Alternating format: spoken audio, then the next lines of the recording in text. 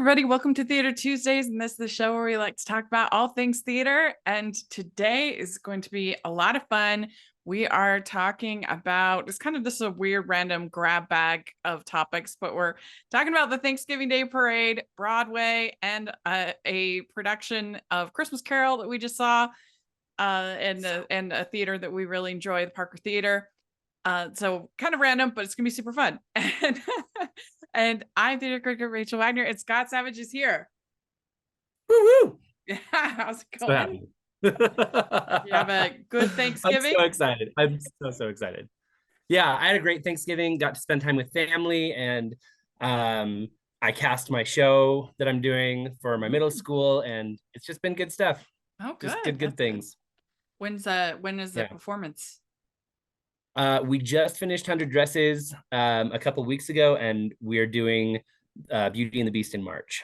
So it'll be good. I had twice as many kids audition as I've ever had. And we started with 6 total kids the year after the pandemic. So we're a middle school in an area that doesn't do as much theater, and it's really, really grown. And I was blown away. We had so many kids just come and do the thing. And I was like, yeah, let's do it. Well, let's do you're lucky, because I don't know did you see that thing about Beauty and the Beast in 2025? No. Yeah. So evidently this is the last year, 2024 is the last year that MTI is approving Beauty and the Beast. Really? Yeah. Do you think so everybody going back to Broadway? I think everybody sort of assumes there must be a revival coming in 2025. Yeah. Wow. So it kind of makes you wonder. I don't know how. I mean, I know that Disney owns the 2 theaters, but I don't know if they have a 3rd theater that they own. But right now they have Aladdin and Lion King. And right. So are they just going to use a different theater? Because they've had 3 shows in the past on Broadway. So are they just going to use a different theater, or is Aladdin going to be out, or maybe finally Lion King? So that could be interesting. I would have a hard time seeing Lion King going. I mean, Lion King is kind of like Phantom and Les Mis, where I was like, no, it'll never actually leave, right? Like same with Wicked, where I'm like, it'll leave when just literally never. So, my guess is they'll get a 3rd. Yeah, my guess is that Aladdin will be out, and it's had a good run, so understandable. So yeah, that's interesting. I mean, I have a completely soft spot in my heart for Beauty and the Beast. I'm very hit and miss when it comes to these Disney Broadway adaptations. Yeah. I can't remember what we talked about last time. It was mostly Shakespeare and stuff, but I really don't like the Mary Poppins. People listening to the show know that I don't like that adaptation at all. I think I actually liked the Frozen pretty good. I can see why some people thought it was boring, but I liked it. And Tarzan, not that great. Newsies was good. We're going chalk here. What's that? Beauty and the Beast was good. I said we're going chalk here. We're feeling exactly the same. Yeah. I liked Little Mermaid a lot. You did?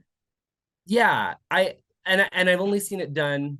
Well, I've seen it done 3 times, and I think that it does a nice job of taking what really worked in the movie adaptation and then adding a couple of things for stage that are fun. So yeah, I didn't love. We're off on that one. I didn't love the Little Mermaid. I mean, I like all the original stuff, of course, but why on earth did they have Flounder fall in love with Ariel? That was so weird. What weird choices? Yeah, that's the one place where I go, okay. I mean, what? And he gets really meta in that song where he's like, I didn't even know she was in love until the 2nd chorus. And I'm like, okay. Flounder's kind of off here, but everything else I liked what they played with, Fair enough. Well, we thought it'd be fun to go over a little bit the Broadway performances at Macy's Thanksgiving Day Parade. It's one of the only times during the year that you can see the Broadway shows, the Tony Awards, and then sometimes on late night shows and stuff, they'll be on there, or, the some of the daytime shows today and things like that. But you can always count on seeing a bunch of them on the parade. And so we thought it would be fun to talk about them. And so we'll, because there's some that were on CBS and I had forgotten to record that. I just recorded the NBC. But we've hunted them down. So we've seen everything. Yeah. Seen them all. Just Yeah. like the Pokemon, gotta catch them all. That's right.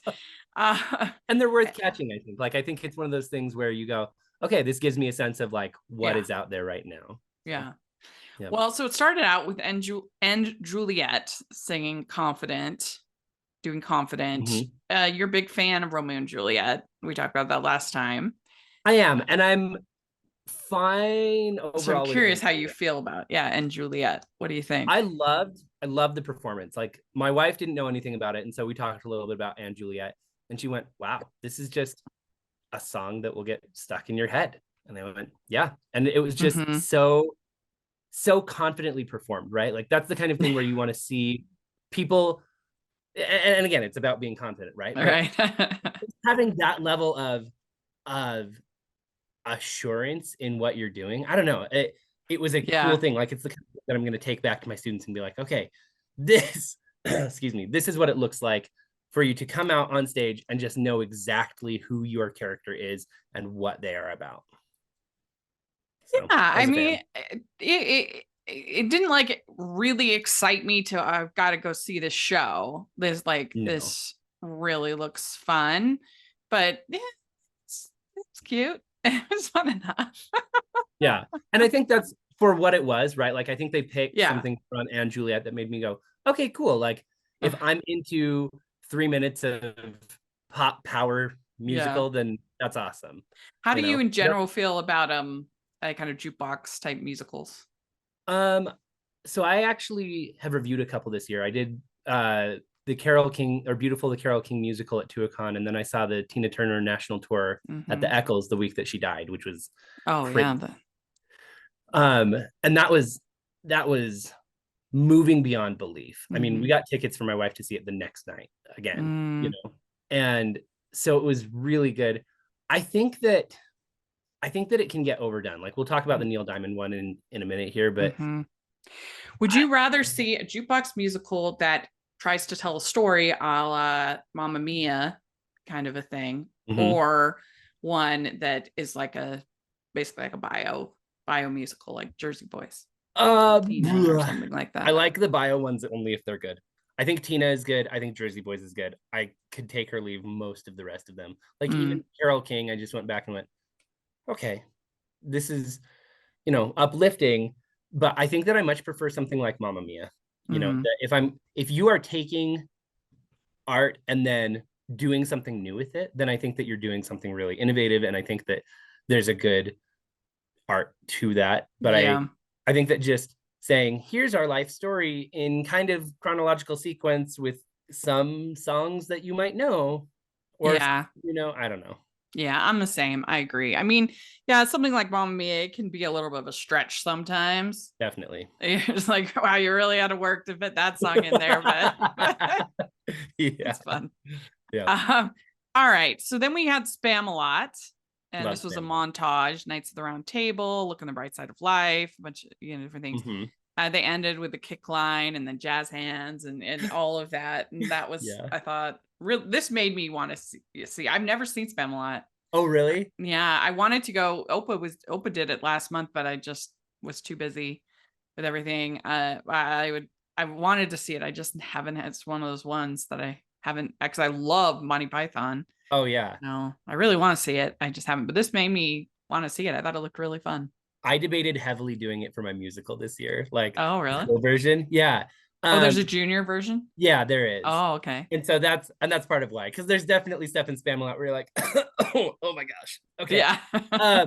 But I thought that it did exactly that. Like, if your goal for being in the Thanksgiving Day Parade is, I want people to want to come and see my show, this worked. Yeah. And if your goal is something else, then other things might work better. But this was definitely one where you watch it and go, okay, I got a little taste of the musical. They had really nice formations. They were funny and energetic, and you get a sense that you're going to go in and go, this is a show worth watching. Yeah. And it is. Yeah. Definitely is. You need to go see it. So, and I guess it's, I think is it, I'm not sure if it's in previous or if it's out. If they've released. I'm not sure either. Yeah. Anyway, so then they had How to Dance in Ohio. And this is in previews, and it's got 12 autistic actors in the cast, and it's a group. It's at a group counseling center in Columbus, Ohio. 7 autistic young adults prepare for spring formal dance, a rite of passage that breaks open their routines and sets off hilarious and heartbreaking encounters. The song was Building Momentum, it was called. Mm-hmm.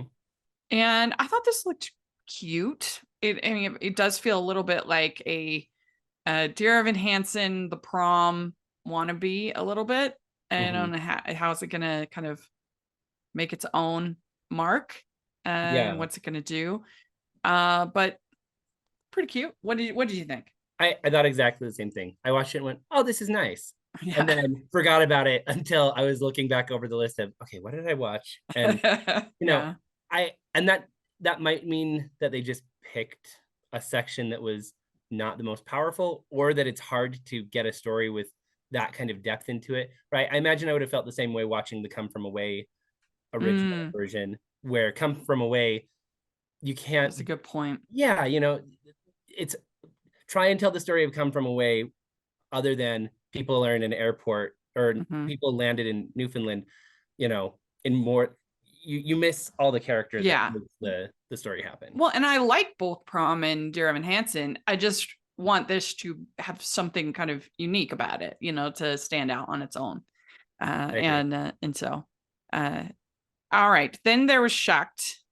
And this made me laugh because so they did the Corn song and a couple other things. They had Alex sing and there. It just made me laugh because there was this whole story of social media erupts over Broadway musical about corn at the Macy's Thanksgiving Day Parade.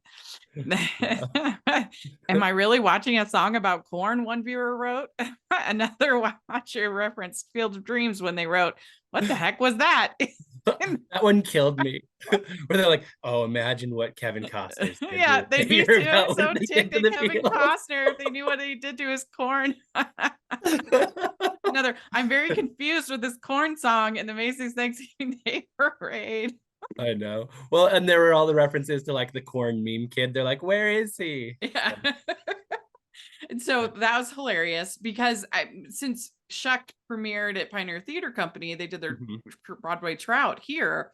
I've just been involved in it, I've known about it. So I didn't have that same experience of like, what the heck is this? And when I first, when I saw it, I was like, how are people gonna react to this? Like, I felt like it was either gonna, do really well or it was gonna totally bomb. And it ended up actually kind of in the middle. It probably won't be, it wasn't long enough a run to be profitable, but it wasn't like a total flop. But I just, because it was so punny and it was so silly and so simple. It had been a while since I'd seen anything on Broadway that was as simple as Shucked was. And it is a story that we've seen a million times. It's basically your Bug's Life, your Magnificent Seven, your, the hick from the country goes to the city to find the people to help, save that whole thing. But I enjoyed it. I thought it was fun, and it was fun to see it here. But then out of context, because I have all that context, I can see why people would be like, what on earth has happened to Broadway? Oh, yeah. That was exactly the reaction that I had. As I watched it, I'd been given tickets by the Utah Theater Lovers group to go see it on opening night. So I went and saw it and loved it. Like, I took a friend of mine and we had the same reaction where we went, I think this plays well here. And it's on the edge of playing well here because Utah's conservative enough that I thought that some of the jokes that they made, I was like, oh, I was interested that they got as positive a reaction as they did. But I think that it doesn't necessarily land in New York for the same reason, because I don't know that New Yorkers necessarily get what makes all of those things funny, other than, oh, we're poking fun at people now. Yeah. Yeah. And I think that is where I think where Shucked is going to ultimately thrive is in community theaters and high schools in, semi-rural suburban areas where they can come back and tell this story in their own way and then have some of those layers of depth that the communities will understand. Yeah. But Natalie responded exactly the way, or the exact opposite of me. I watched it and went, oh, that's funny. This is from this part of the show, and there's this, and I get the corn, and I like them popping on screen. And she went, I don't I don't know what this is. Like, what is What is happening? happening? So yeah, That's it was funny. Yeah. very different reactions because again, it's one of those where if you know, you know, and if not, Mhm. then Which kind of defeats the yeah, purpose. Like, I don't know if it, I mean, totally. I guess it gets Yep. people talking, so there's that. And Yeah. people that might not have been talking about so maybe it is worth the investment because I think they have to pay big money to be on the parade. Yeah, I imagine Uh, so. and so, but I don't know if it was worth the investment, but Are you a fan of Rachel's reviews? Do you look forward to Family Movie Night, Female Film Critics panels, or the Talking Disney podcast? If so, please consider supporting the podcast by becoming a Patreon. As a patron, you get to access monthly events such as the watch-alongs and Q&As, where you get to talk to stars and find out the behind the scenes of the movie making industry. And you can pick what I review for Family Movie Night or even become a guest on the podcast. Podcasts and YouTube channels are expensive, and I really, really could use your help. I would so appreciate it. You also get to be a member of the Facebook group where we talk about all the films that we're seeing, and we have so much fun. Go to patreon.com/hallmarkies and select one of the Rachel's fan tiers. That's patreon.com/hallmarkies. so then they had Back to the Future, and It Works and Back in Time, and I've seen it. I've seen Back to the Future, so when I saw it, I was like, oh, it was like nostalgia for me. But what did you think of it, of this segment? I haven't seen the musical, and I don't love Back to the Future in general. Like I don't love the Oh. Marty McFly original movie, like the Michael J. Fox original movies. They're fine. So I didn't watch it and go, oh yeah. And it had one of the moments that I really like the people who aren't theater people really connect with, where Mhm. uh where the professor goes, oh, why, or he goes, why are there girls here? Oh, they just show up anytime I start Yeah. singing. It's like, yeah, okay, that's why they're here. Why are they Right. here? To be here, of course. And I Meta, don't know. a I meta just watched it. moment. And, yeah, and I this might be like we talked about last time with you with Puffs, where you connect in it in different ways, and you've seen it and this and that. Mhm. But if I watched it, I might connect with it better. But I just watched that and went, so why did we make a Back to the Future musical other than we wanted to make a musical with a known title? Yeah, I don't think it was that effective of a use of their money for this to do Back to the Future because the big appeal for it. I love the movie. I'm a big fan of it, but the whole appeal of the show is the incredible spectacle of it. The lighting, the way they do the car and the time travel and the just everything is very impressive. And you watch and you think, how could they ever do a tour? I mean, I guess they are doing a tour, but how could regionals ever do this? I mean, I have no idea. And I had a great time with it. It was probably just the best experience of any of the shows that I saw this last trip. And part of that is because it was the only one that I went with with a friend. I was by myself and my friend Jackson and I went, and that does make a difference. Like you hate to, as a critic, you hate to have something completely out of control of the show impact experience, but it's just true. But again, I mean, theater is a community event, right? Like it's hard to Yeah. not have that experience as well. Yeah, but anyway, I had a great time with it, but it is very shot for shot. Like it is, I mean, even down to the clothing that the characters wear, scene for scene, is exactly the same as the movie. I mean, they took almost, aside from like adding songs, they took almost no creative risk in the story at all. And so in a lot of people complain about that Broadway is turning into an amusement park, and you'd have like a valid complaint here. Like it is an attraction. Yeah. It's super well done and very fun, and I had a great time with it. But it is an attraction. It's not its own unique piece of art like a Yeah. Lion King or something like that, where they've taken the property and made something new out of it. Well, and I think I think the thing I look at with stuff like that is there are always going to be things that Broadway can do that no one else can. Mm-hmm. And then you have to ask, okay, so what are things that other theaters can do that Broadway just can't, right? Yeah. Where Shucked is going to be more successful, I think, out of New York than other things. But what else can you do with that? But I think it poses a really good question of, is this what Broadway is? Is it what it's supposed to be? Is it what it's going to be going forward? And if it is, then where do other theaters, because they don't want to just be Broadway worst, you know? So yeah, I mean, that's the thing, like, about this. It's like, I don't think that this performance really sold anybody that wasn't already sold, that wasn't a big fan and already excited to go. I can't imagine anybody watching this and being like, ooh, you know, I gotta go. Yeah. So yes, that was and then I thought it was really smart. They had the Gutenberg stars doing reporting. I think that was much smarter than if they'd had them sing a song, because the songs in Gutenberg are nothing special. They're fine, but they're nothing special. And this, the only well, pretty much the only reason, aside for some jokes that are funny, the only reason to really see Gutenberg is for them, and they're fun, and it makes it a nice night of entertainment. And so, brilliant choice on their part to showcase them and their chemistry and their, you know, rather than a song, which wouldn't have shown that near as well. So that was very smart on the part of them. Yeah, I thought it was brilliant. Yeah. Totally agree. And I had a smile when I saw Lacey Chabert there, our Hallmark queen.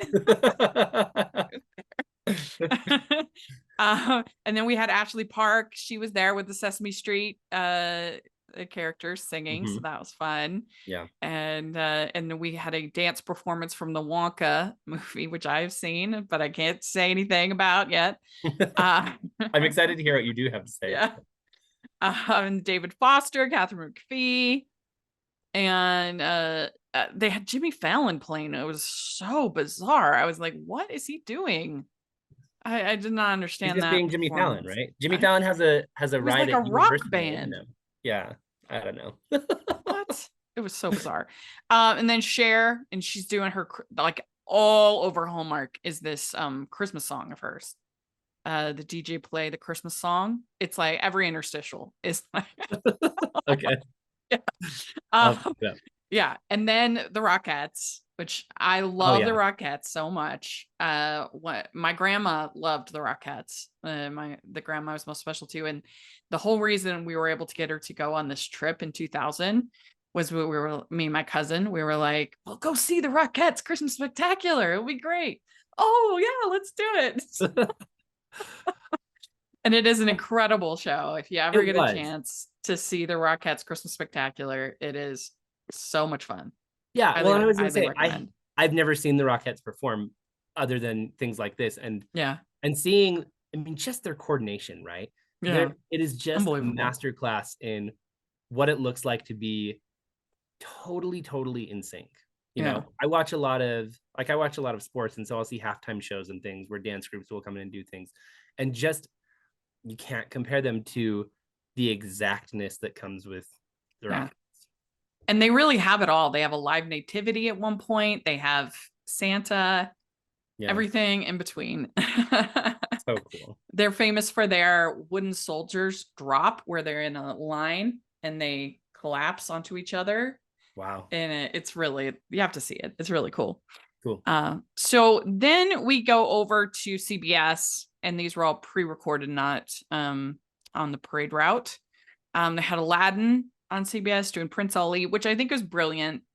I mean, it's a song about a parade, basically. So, like, brilliant choice. Yeah. And it was fun. I enjoyed it. I wasn't blown away by the execution of it, though. Like, it was fine, and I just went, this is it?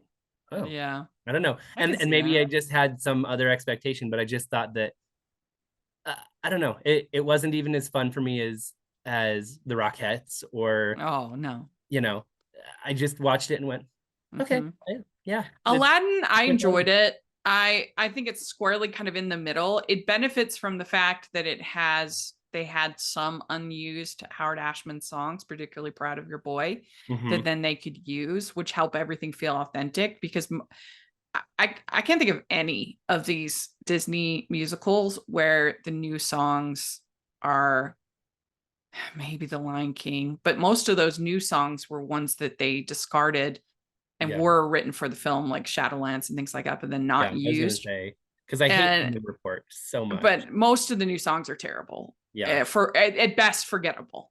Yeah. At best forgettable. And so this one, the new songs are pretty good because they're original. A lot of them are original Howard Ashman. Yeah, that helps. And I think the musical overall is good and it sounds good and but I just walked away going, okay. Yeah.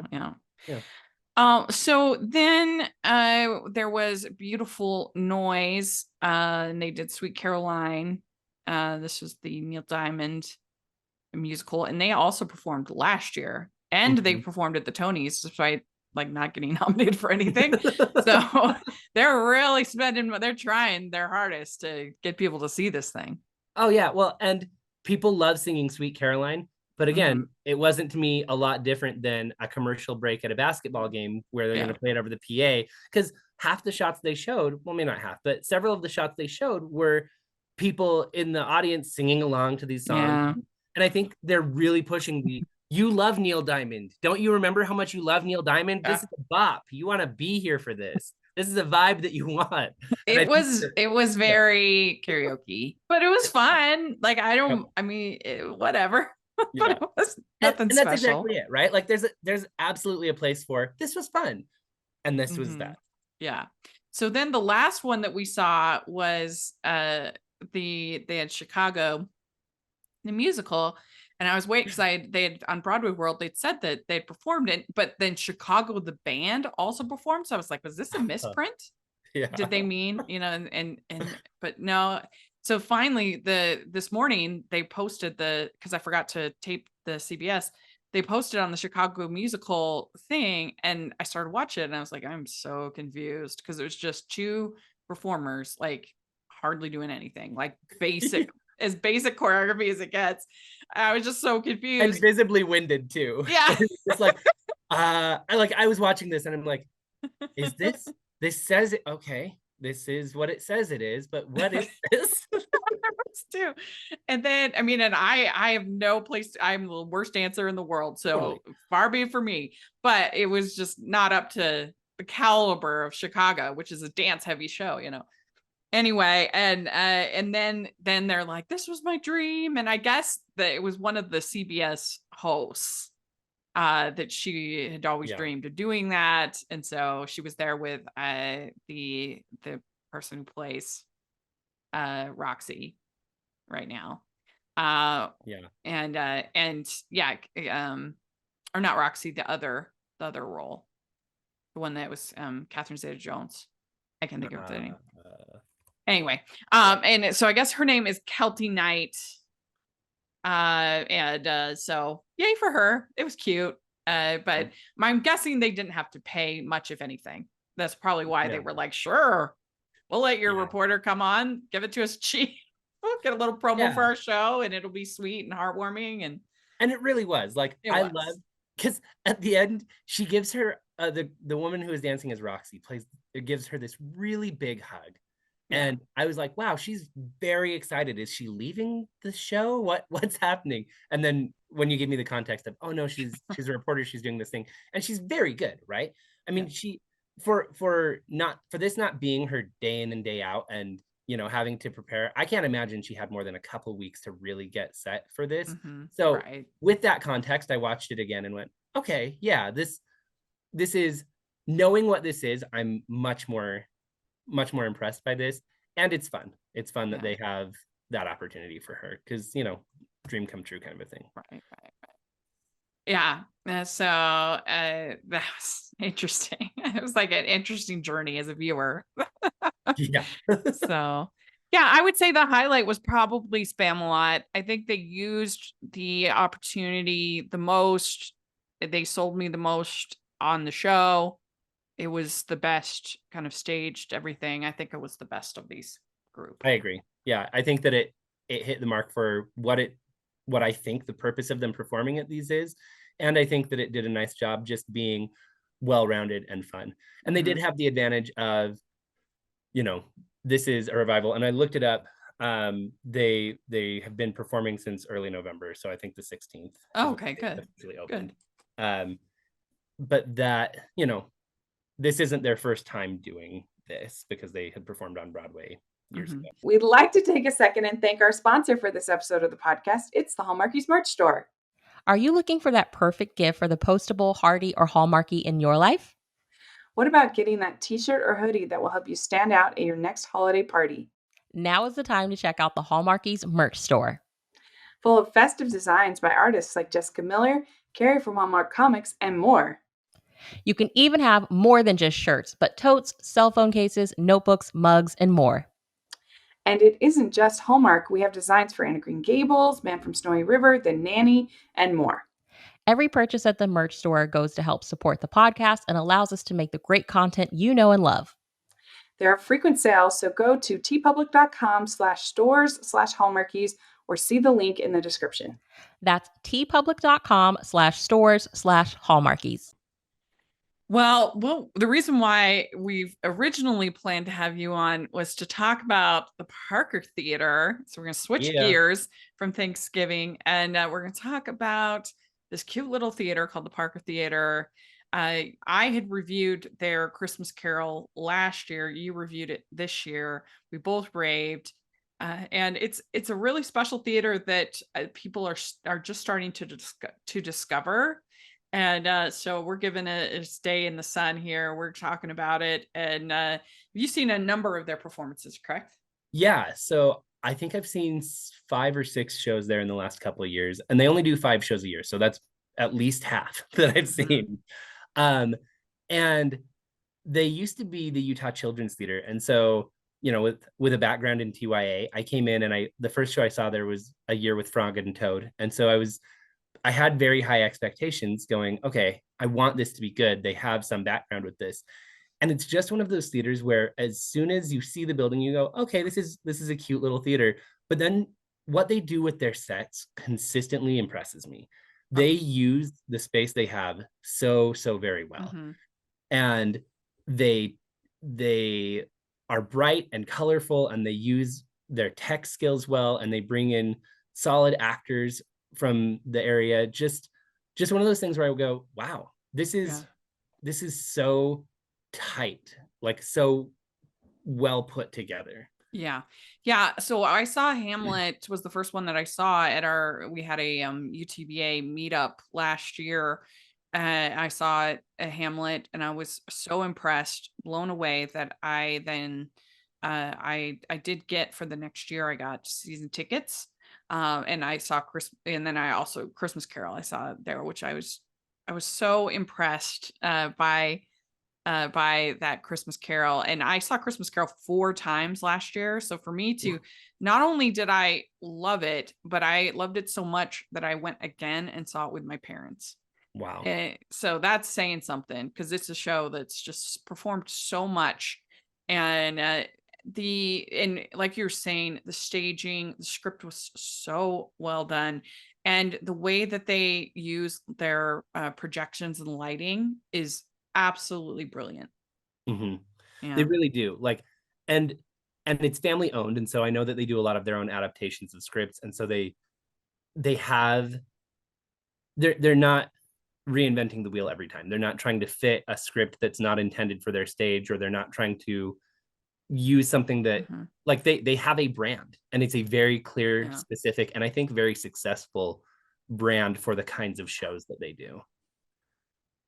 And they do a lot of things from the public domain, or like period pieces as well. Oh, I lost you for a second there. Oh, okay. Yeah. You were just saying they have a brand. Yeah, they have a brand, and they do a lot of period pieces. They do a lot of things that are, from the public domain, and or are fairy tales or things like that. And they just do a nice job of planning how to use their space well. And I don't know, there's something in the water for what they do, keeping it really cohesive. Well, this is what I said in my review. I said, In addition to the strong script and performances, the production values in A Christmas Carol are really strong. The lighting design is used very effectively to create snow, rain, and the lights of the various spirits. The production also features the past and future ghosts flying in sequences that are a ton of fun to see. And finally, the sound design was effective throughout the show, particularly in the Jacob Marley section. Yeah, so all of that stuff just makes such an immersive experience. And the way they did like lightning is it's just really great. Yeah.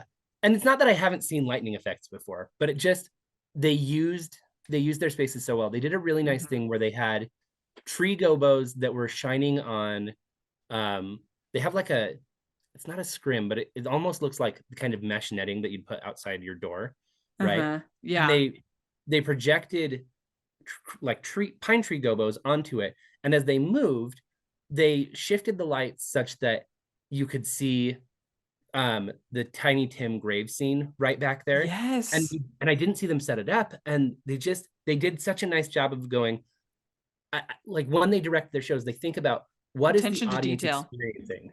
Yeah, exactly. How am I going to make this happen seamlessly? And it is I have really high expectations for what I've seen at Parker. I've only seen one thing that I didn't absolutely love, and I even really pretty much liked that, and which was Romeo and Juliet. But this one was even stronger than what I normally see, and it was so clear and so tight. It was so good. And I know this is like a little thing, and it shouldn't matter so much, but I really appreciate the fact that they such an attention to detail, even to the concessions. That they have themed concessions for every show. Like they'll have like Mrs. Cratchit's check mix, whatever. Like it doesn't even. It's just fun. Like they had Wassail soda and cookies on there. It just adds to the experience.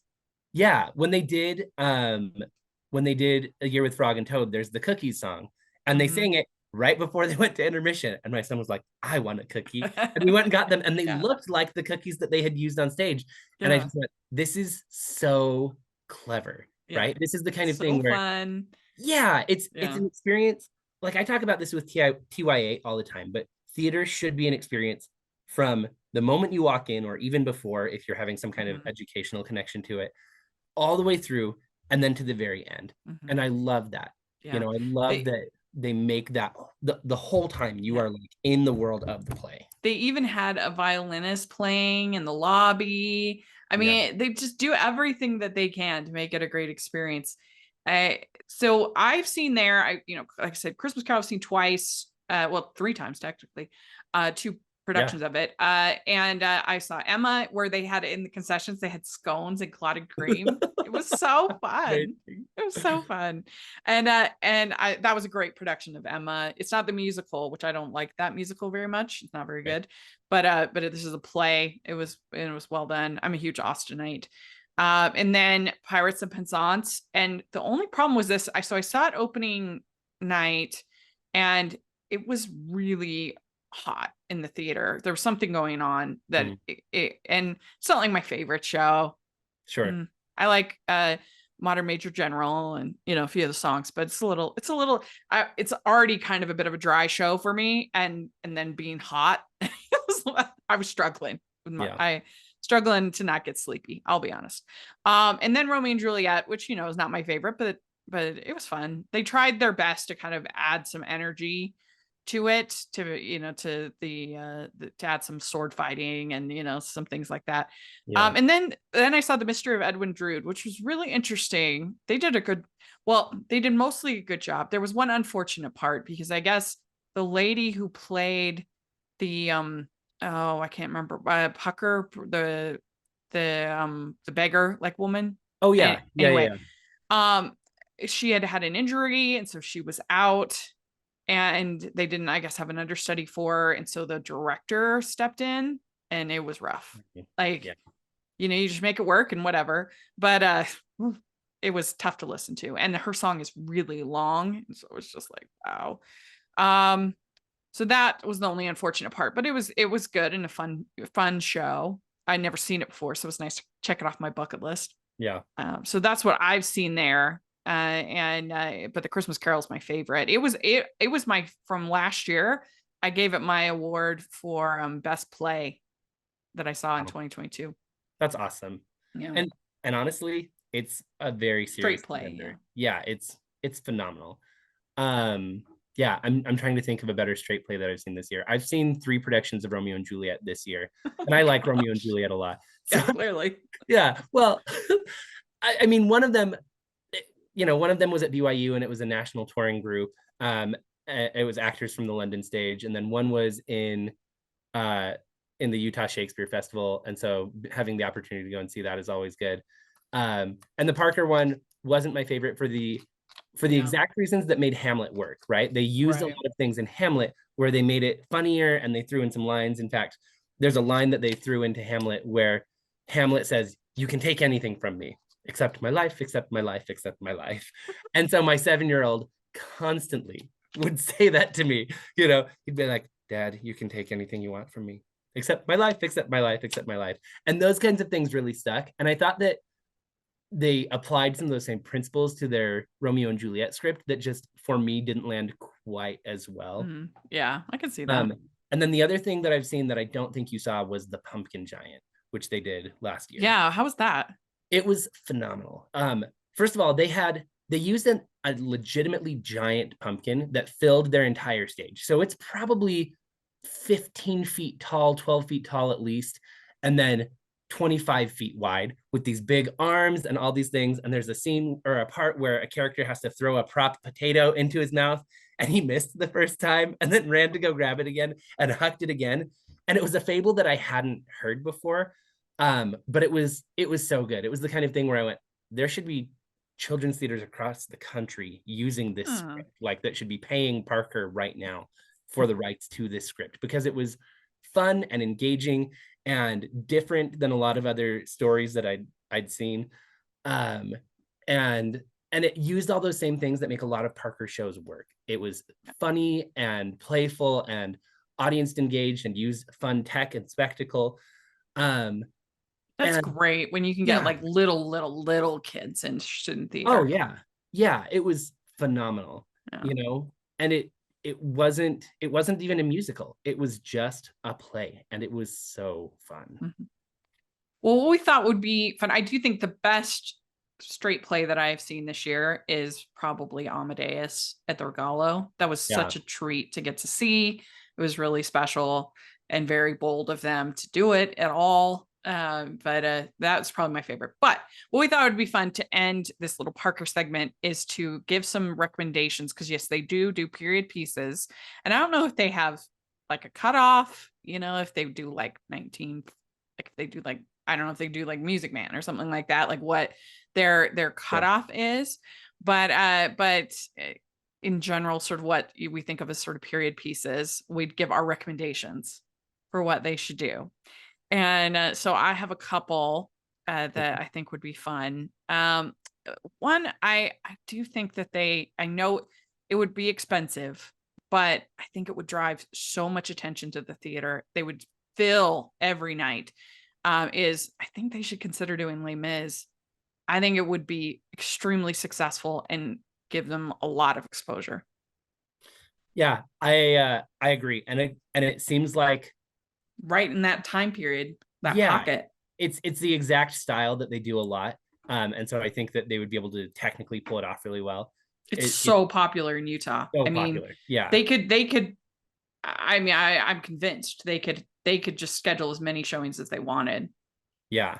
And that's the other challenge that I look at with Parker, right? Is that I think their shows are almost exclusively Fridays and Saturdays. And so in order to pull that off, they'd have to extend their run, or they'd have to do other things, but they could, and it would be so good. Like just the thought of going and seeing Les Mis there, the moment they announced that, I'd be like, yeah, okay, I'll buy it. Yeah. Even if they were like season ticket holder exclusive, I'd be like, done, season tickets, you got it. Great. Sucker. Like that, really would. It would be so good. Yeah. Another one that I thought of, and this one does have some problematic elements. So I don't know, you'd work around to see if you could get MTI to maybe change some things, but maybe The King and I. Yeah. it's just got some really sweet songs. And it doesn't have that big of a cast. So and I don't think it would be that expensive. No, I don't imagine a lot of people are doing The King and I right now. Yeah. And that's the thing, right? Is MTI is going to look at The King and I and either go adapt or die, right? Like this is either a show that eventually people are just going to stop doing, or because either it will have been so outdated and problematic in certain ways that you just don't, or people will just have not seen it enough that they won't do it. Because there's there are some shows like Thoroughly Modern Millie. You just can't do it. It's it's so bad. That whole human trafficking plot is so bad. Yeah. You just can't do it. Whereas like, I don't know. I don't know if you could do King and I. I'd have to think about it. Yeah. Maybe it's worth a shot. Yeah. But yeah, that was one. And then I have two more that have been done a lot, and I still enjoy them both, and they do fit the brand a lot. But I don't know. A Gentleman's Guide to Love and Murder and Something Rotten do fit, I think, very well and are very popular, and I think would do very well for them. Yeah. They have been done a lot. So yeah, I've seen them both a lot. I haven't seen Something Rotten because, and I know you haven't seen it. No, I know that's weird because I love Shakespeare so much. Oh, I thought you said you didn't like it last time. I have listened to it and I've seen like snippets of it, and I'm just like, I guess maybe I've seen it once. I did go and see it once, but I was not blown away. I really enjoy it. It's super fun, but I have seen it like 4 times. So yeah. No, I would love to see them do Gentleman's Guide though, and I think that would fit exactly in their wheelhouse. Yeah, like, and it's a small cast. Yeah, like all of those things. Yep, would tie really nicely. It's one of those shows that I don't think needs to be a musical. No, like the songs are totally forgettable, and you don't need it. Like it should just be a straight play. And you could legitimately, for some of the songs like Poison in My Pocket, strip the music away and just have them speak the line. Yeah. And it would be just as funny. Yeah. I'm convinced. And a lot of it is speak singing anyway. I don't know. Yeah. Well, I have then 2 last ones I have there's a musical version of Jane Eyre. Oh yeah. It's hardly ever done. That I saw it years and years and years ago, but I remember enjoying it. And that seems like a good fit for them. And then last, they had my friend Tim Leninger, who reviews professional theater in Connecticut and New York. He reviewed a production of Anne of Green Gables, and that sounded really interesting. And that I think would fit, with them as well. And so I don't know if that's up for purchase or anything, but that could be fun. And it's very popular here in Utah. So I think a lot of people go see it. Well, and I think the original Anne stories are in the public domain, aren't they? So they could do what they do, which is their own adaptation. Yeah, you're right. Yeah. So no, I hadn't thought of Anne of Green Gables, but that would be so fun. Yeah, I would love that. What about you? What did you think of? So I really want to see them do for a Shakespeare play, because they usually do a Shakespeare play a year. I really want to see them do As You Like It.